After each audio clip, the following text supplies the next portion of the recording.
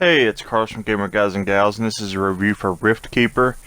It was developed and published by Sometimes You.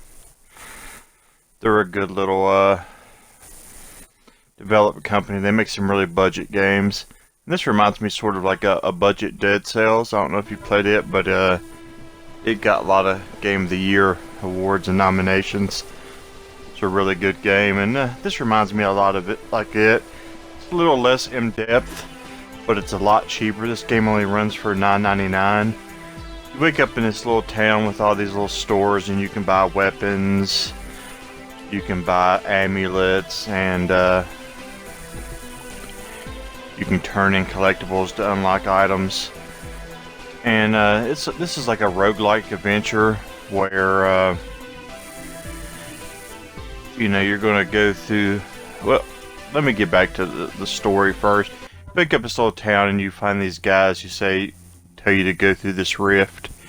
And when you go through the rift, it tells you like how much the damage is on everybody and stuff like that.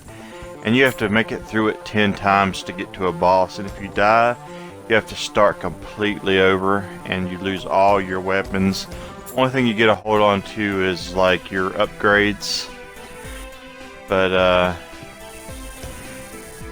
when you get weapons like this sword, see, it's a lot stronger, but later on I get an axe and it's amazing. Here's the collectibles. You turn in 5 of these, you'll get a item, and you can tell a major difference when you get new swords and stuff. They're a lot stronger. Like that guy right there, it took me a ton of shots with the whip.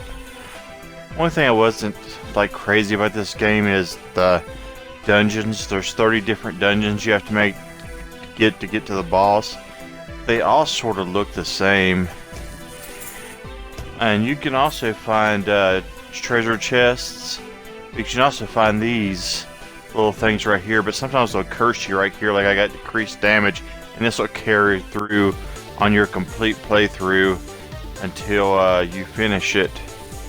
But you can also find these health statues. Like I was almost dead there, but I found a health statue. You also get a ranged weapon, which will come in real handy on some of these parts because it gets tough.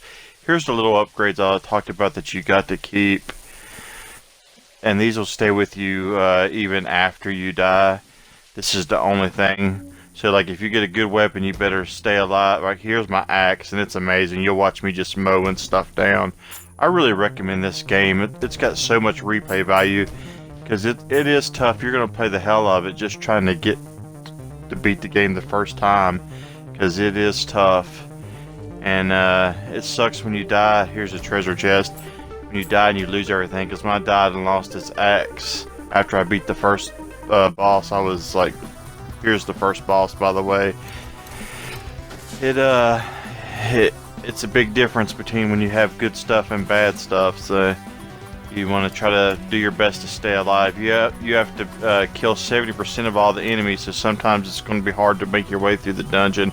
But if you do, and you get it done in time, and you get it done killing all the enemies, you'll get treasure chests in the village full of good stuff. So I highly recommend checking out Rift Keeper. It's well worth your time. I had no issues with it except for one you'll see here in a minute where I couldn't click on this because it was behind a door, and you'll see it'll say 70% of the enemies. But yes, I'm going to give this game an 8.2. I thought it was a lot of fun. I played it for hours. It's hard to get away from. It's super addictive, and it's just like Dead Cells. If you love Dead Cells, give this a try. Thanks for watching. Thanks for the support, guys. I used to dream about becoming an astronaut.